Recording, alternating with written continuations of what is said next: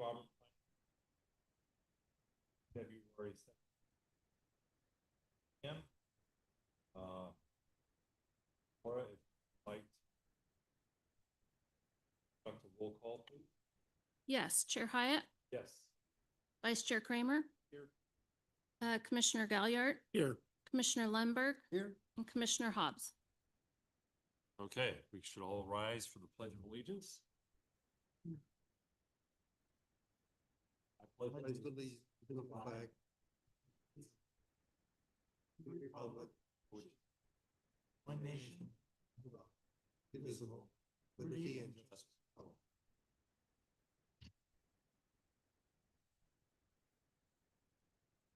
Okay, so our first item on the agenda tonight is public comment. This is an opportunity for anyone from the public to comment on items that are not on tonight's agenda. And as you may have noticed, the only item that we have on tonight's agenda is a public hearing for the design review permit at 160 Oak Street.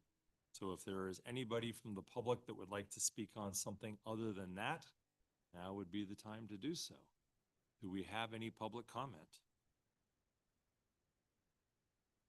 Hearing none, I'll conclude our public comment period. And so I think we can go ahead and go right into the public hearing. And I believe we have the applicant that is that applicant online? Yes, she is on Zoom. On Zoom, and the applicant's name, maybe Laura or Tia, you could refresh my memory, please. Janny Tong. Shani. Okay. So, Shani, just so you know, the process that we go through this evening is, one, I announce the agenda item, staff reports on the item. Planning commissioners have an opportunity to ask staff of any questions that they may have of staff. The fourth item is public comment. At this point, nobody from the public, or it doesn't appear that anybody from the public would be here to comment on this.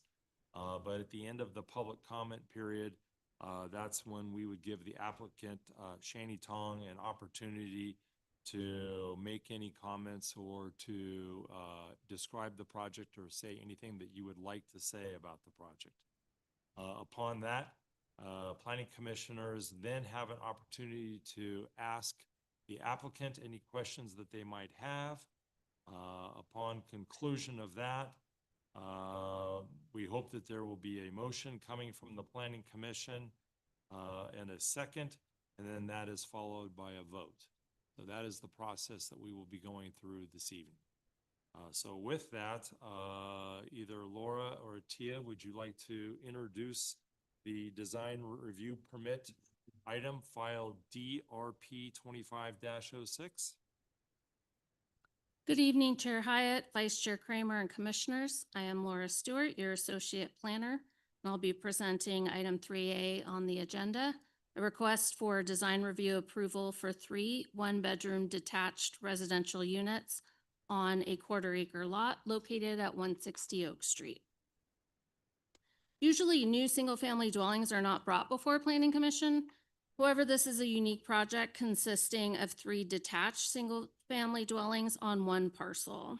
The Auburn Municipal Code considers 3 or more units located on the same parcel as multifamily, which requires design review approval by the Planning Commission.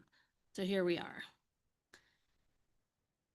The project site, located at 160 Oak Street, is situated in central Auburn within the R3 medium density multifamily residential zoning district. Currently, the property is developed with a single family dwelling approximately 1,000 square feet in size, constructed in 1920, 2 bedrooms, 1 bath, as well as a 288 square foot detached garage. Both structures exhibit substantial deferred maintenance. The site is generally level with a gentle slope descending towards the northeast.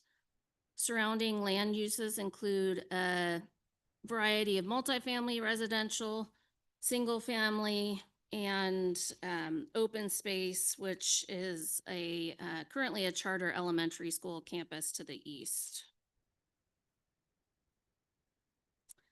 The project consists of 3 identical detached one-bedroom residential units consisting of an oversized 2-car garage on the ground floor and 1,089 square feet of living space on the second floor.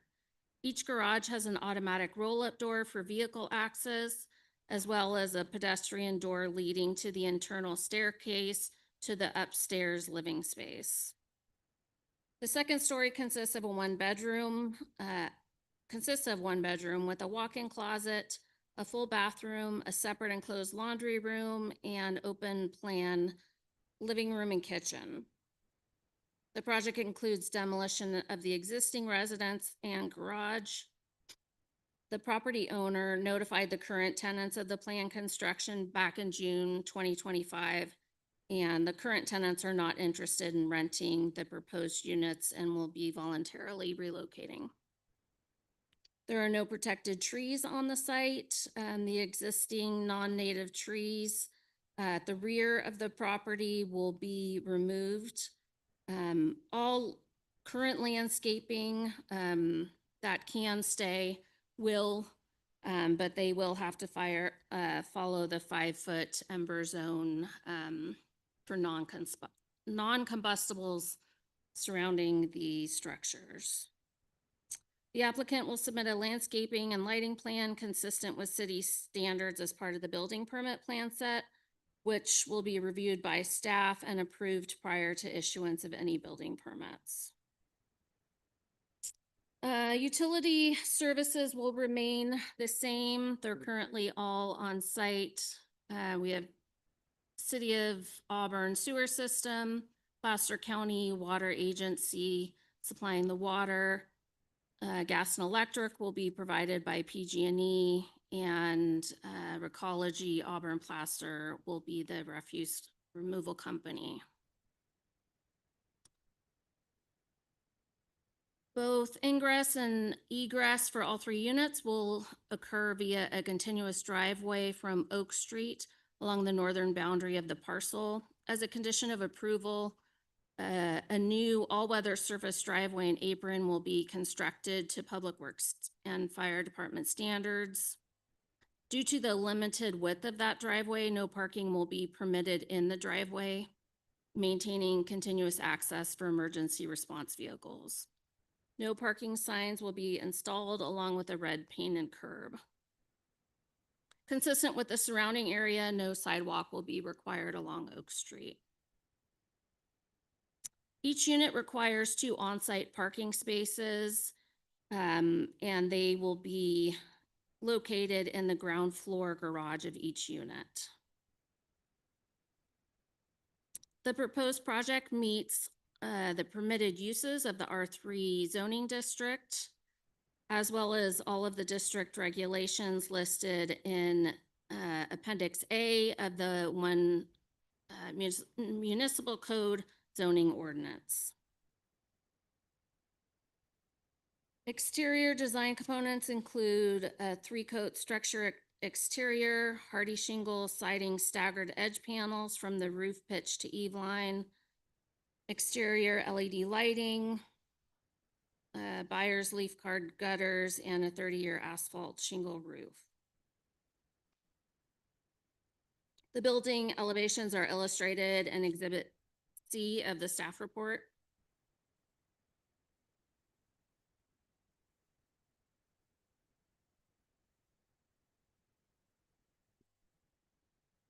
Staff has reviewed the project and determined it complies with all applicable objective zoning, land use, and development standards. State law prevents local agencies from denying housing projects that comply with the local zoning, objective development standards, and general plan, unless findings can be made regarding specific objective health and safety hazards. The project plans were reviewed by the building department, Public Works, Fire, Police, as well as Placer County Environmental Health. No significant challenges or health and safety hazards were identified. Each department submitted conditions of approval, which were compiled and are included in the attached resolution. Any additional information required in the conditions of approval will be required to accompany the building permit application submittal and will be reviewed for compliance prior to approval and issuance of any building permits. Based on the submitted plans, conditions of approval listed in the resolution and state law, staff recommends approval of the design review permit for 160 Oak Street. I'm happy to answer any questions the commission may have. The property owner is also available on Zoom to answer any questions. Thank you, Laura. And the contractor is also present to answer. Nope, not the contractor. Okay, the contractor is not available, but the property owner is to answer Okay. any questions. Thank you, Laura, for the explanation. So with that, I'd like to open it up to commissioners for any questions that they have of staff. Mr. Kramer. Thank you. So it talks about a sewer analysis memo. Is there some thinking that the sewer capacity might be insufficient to support that? Not at all. It's a standard requirement for all projects. Okay, and then next question is on the site plan. Mhm. It said that there's a 25-foot setback, but it's really 21 feet. Our code requires 20. Right, but I was just wondering what that 25-foot setback note That referred was to. just a label on the plans. Our code requires 20, so 25 feet is more than we require. Right, but it's only 21. I mean, I'm just wondering if the 25-foot setback is an incorrect note. I don't believe it is, but it is showing 21 feet and the requirement is 20. Okay. So it shows that they fulfill that requirement. Also, and it's more of just a general question, but when these types of projects come through, is there any process to go through which encourages the applicant to do things that are interesting to the facade to where it wouldn't be, like in this case, appearing like 3 cubes that are somewhat ordinary looking? So our municipal code does not include specific design standards for residential structures, and it's up to the applicant to design their own structures. We can't require anything that's not included in the code. Okay, thank you. Okay, other commissioners that have questions? Commissioner Hobbs, do you have any questions? No. Commissioner Lumber, do you have questions? Yes, thanks. So Laura and Tia, what your answer to the last question basically said, we have no design guidelines for residential projects in the city of Auburn, which theoretically allows pretty much any type of proposed development to happen, especially under the guidelines of state mandates that don't allow you to deny a project unless there are obvious health and safety problems. So there's no room in this discussion for character, aesthetics, architectural quality, et cetera, which I think is a terrible statute or something that's sorely missing from our local design guidelines. I think that needs to be remedied. Because like Mr. Kramer pointed out, this project's, the aesthetics are, well, just not uninspired, to put it mildly. And I don't think this is the type of development the city of Auburn should be promoting.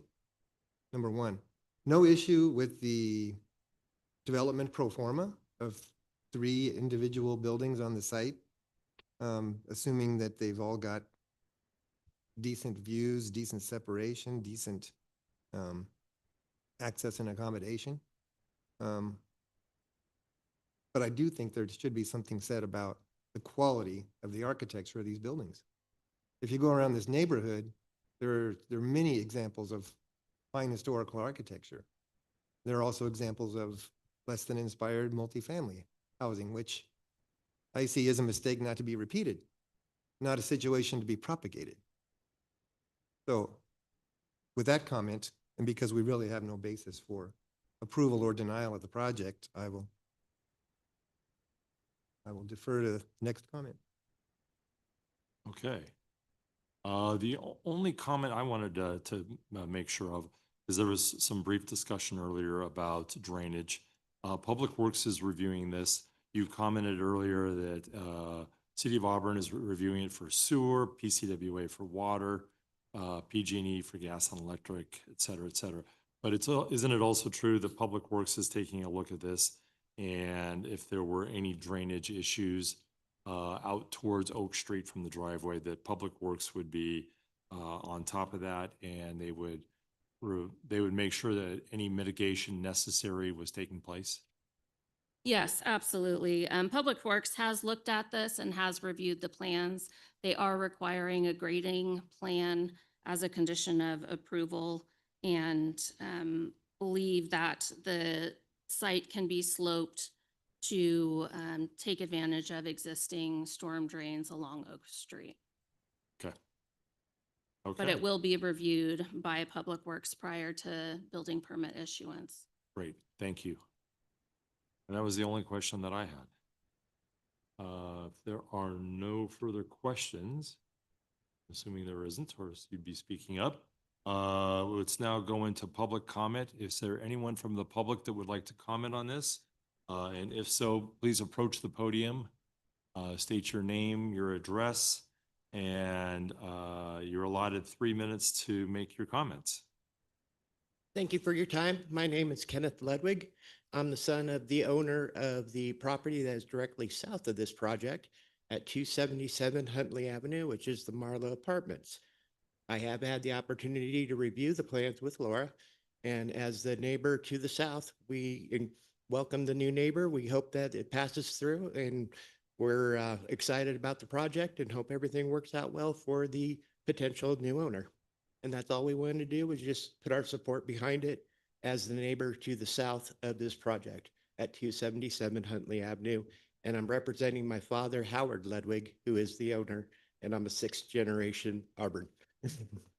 Great, thank you. Thank you. Mr. Ludwig, I do have a quick question though for you. Sure. You said that you're the multi-unit multi-unit residence adjacent to this? Adjacent to the property south, we have two senior buildings. As far as we have 8 units there on the property. It's 277 Huntley. You can see the white roofs on the overshadow of the satellite shot.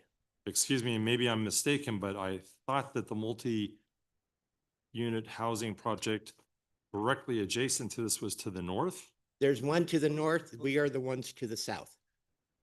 You'll see our white roofs on the satellite view. I understand. Okay, And so If you we've take a had look that. at page 3 of Yep. the staff report, Yeah. I see it. you'll see it to the north and. We've had that complex there since 1974 to support our seniors. We run a zero profit. So we just cover operating costs. We do $650 a month for our seniors to be able to have a quality of life. And so we're actually, any concerns that we had, Laura was more than happy to sit down with me. We discussed them, and we have no concerns, and we just want to throw our support behind this, if that helps. Great, I appreciate you coming out tonight and You're very welcome. voicing your opinion. Thank you. Certainly. Okay, so with that, Shani Tong, is that correct? Yes. Can you hear On me? Zoom? Can you hear me? Would you have comments or anything that you would like to state on your project? No, I'm happy to answer any questions, and I wanted to thank everyone's hard work on this. I'm really excited to get started. I'm sure you are. Okay. So with that, do commissioners have questions of the applicant?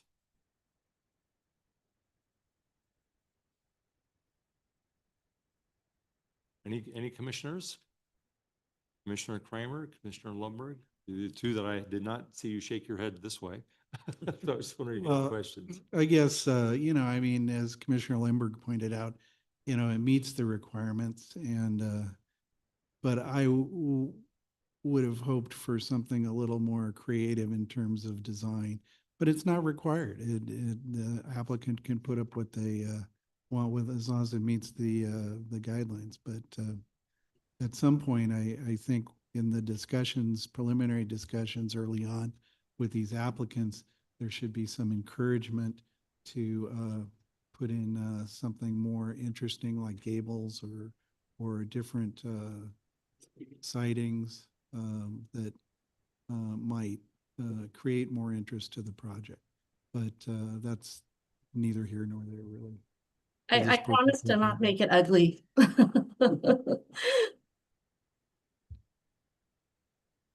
Commissioner Lundberg, did you have any questions? Well, I'm not sure if my question or comment bears any relevance, because the proposal is here. We can see what it looks like. It doesn't appear as though there was a great deal of design thought put into it. It's a very basic proposal. We're not commenting on aesthetics here, so I don't really have any questions in that regard. I am a little curious, though, that if you've got all of the technical issues surrounding the site grading figured out, because there is a fall from front to back, and there's also a fairly steep street frontage that will affect a lot of what you're saying is going on with this plan. We don't have the benefit of a contour study or topographic survey or civil site design to see if all that's been sorted out, where you might need retaining walls to step down an elevation, or where you need slopes to transition between the pads of the buildings. I immediately, just looking at the site and looking at this plan, see a great deal of grading and civil work that would need to have to take place to pull this thing off. And of course, all your drainage is going towards the backside of the site. Where is it being picked up? Where is it being channeled off to? I would like to add that Public Works has reviewed the plans and is very familiar with the site and does not have significant concerns and has required a grading and drainage plan prior to approval. Yeah, it's required prior to approval. Right. We so don't know will what that be- plan has or says yet. Public Works will review it and make sure that it complies with all the standards prior to approval Mhm. and issuance of the building. I'm sure that, I trust they will. I have absolute faith in Public Works. Can you repeat that, Commissioner Lundberg? I have Right? absolute faith in Public Works Okay. to Thank you. vet those issues, yes. But my concern comes more from how it's managed from standpoint of the design of the site. And if that's been taken into account when laying out a situation like this, because as you guys well know, technical matters can get in the way of design intent. Again, Public Works will review the grading and drainage plan for compliance. You said that, but you're saying that's in the future. What if they find something that inhibits the ability to pull off this proposal in the way that it's shown? Then we wouldn't approve a building permit and the project would not take place. Is the proposed plan, is the developer aware of that potential scenario? They should be aware of that. I mean, they obviously have to have a building permit before they can move forward. And they know that that is dependent upon Public Works approval. Mhm. And I too am confident that Public Works will do a thorough review of this in order to make sure drainage issues are met. All right, thank you. Okay.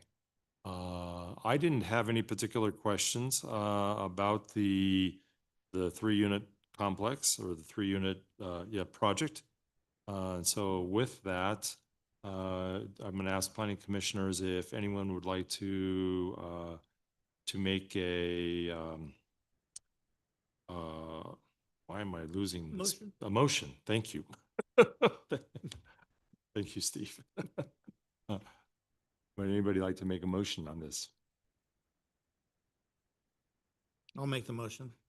And correct me if I don't do this right, I've only done this a few times. Concerning DRP 25-6, I I make the motion that we approve this, move forward. I believe that those words will work. Is that correct? Thank you. Yes. Do we have a second? I'll second. Or can you take a roll call, please? Well, Yes. Could I speak to the motion?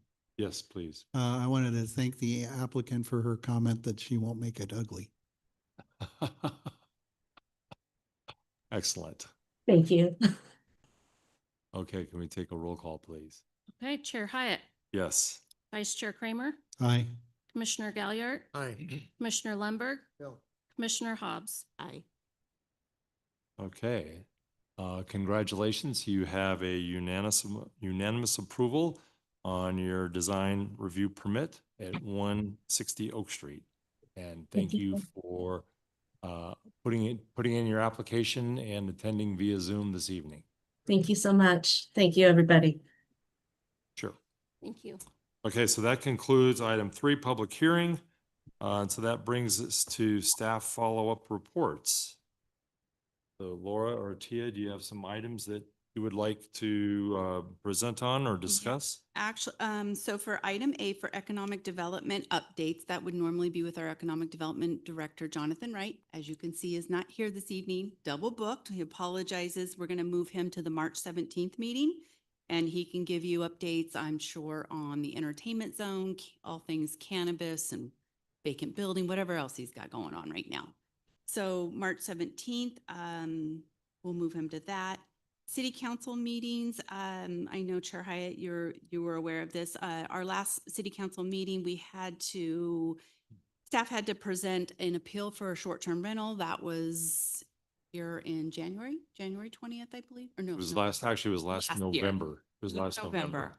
For the project at 180 Greenfield short-term permit. There was a public appeal on that. We took it to city council. City council, after deliberations, they did go ahead and approve it, but they did add additional conditions to the short-term rental permit, which the project applicant was here, and so were the public appellants. Just 3 additional conditions over and above the conditions that you had already approved.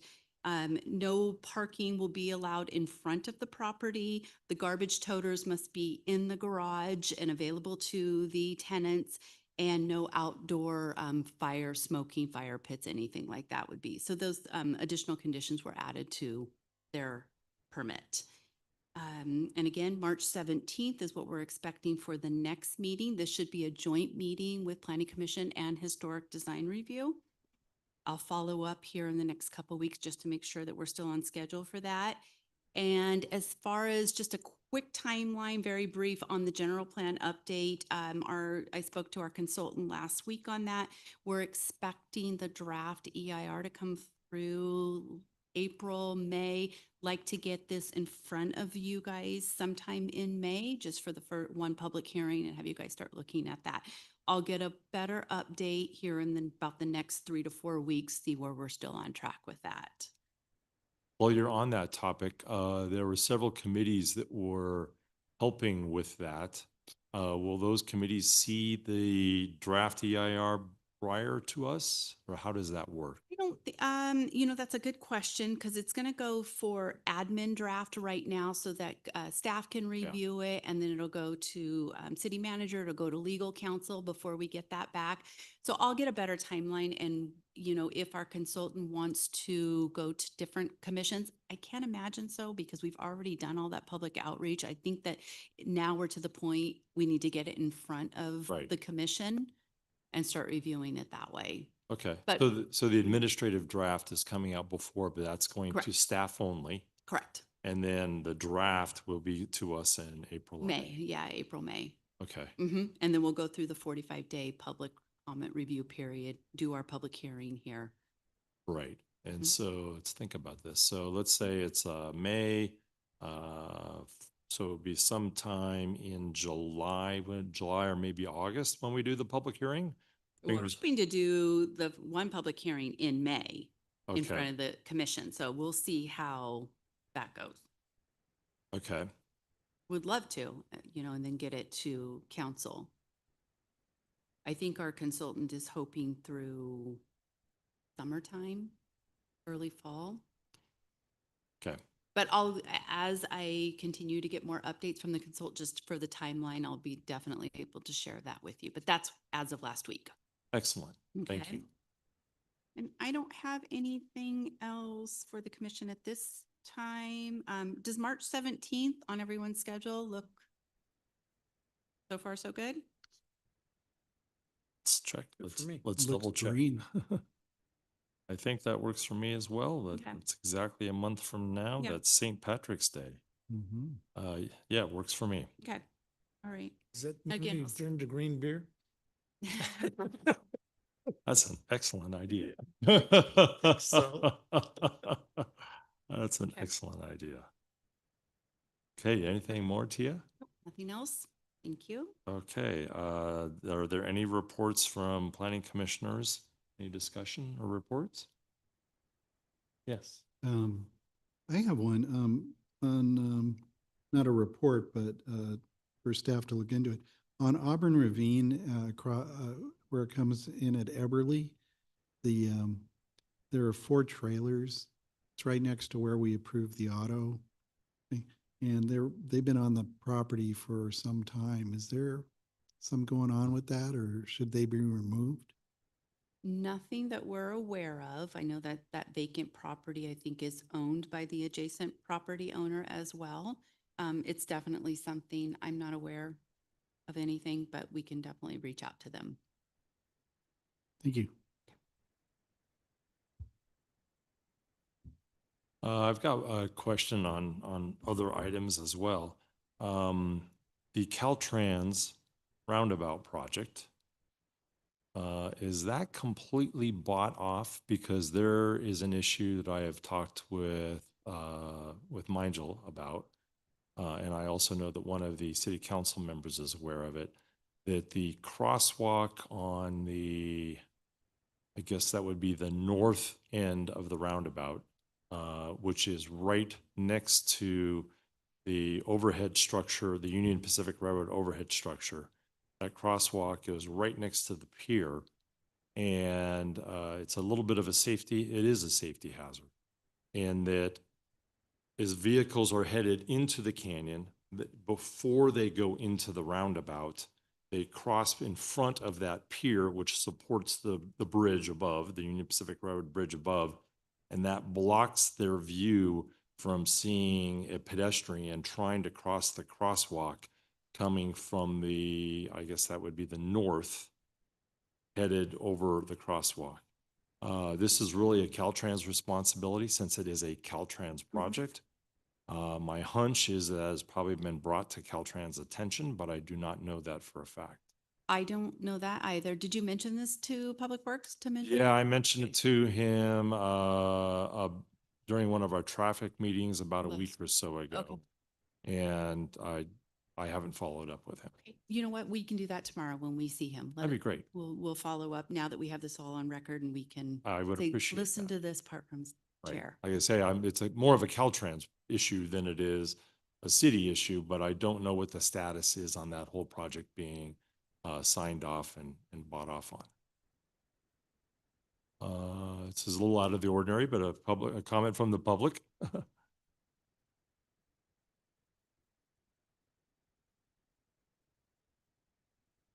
Actually, I reside at 134 Aeolia, which is the lot that they've been using during this project to store all the gravel and everything like that. I do have security cameras that watch the roundabout, and we've seen several close calls at that intersection that you're speaking of with the crosswalks. I was going to approach traffic committee and city council about speaking to Caltrans about lighting the intersection with the crosswalk like they did in front of Rayleigh's over there on Lincoln Way and Forest Hill Road. They'd have where they push the button, it actually lights up the crosswalk itself. And I was going to have that as a suggestion to city council and traffic committee as a possibility, because like you said, it is definitely a blind spot. And I've seen several near misses and things like that. Thank you for bringing that up. You're welcome. Yeah, and who knows what the solution is. There's also, with my knowledge of traffic, There's the push button, there's the flashing lights that are on the crosswalk so that drivers that are approaching the crosswalk know that there's somebody in the crosswalk. But it's not up to us to solve that problem. It's really up to Caltrans to solve that issue. And just want to make sure that it is moving forward. Like I say, my hunch is it probably is. I think it's a pretty obvious issue. And I'm sure that the two of us are not the only ones that have noticed it. Okay, if we don't have anything else, I'd like to go ahead and make a motion to adjourn this evening's meeting. I'll second that motion. Okay, all in favor? Aye. Aye. Thank you.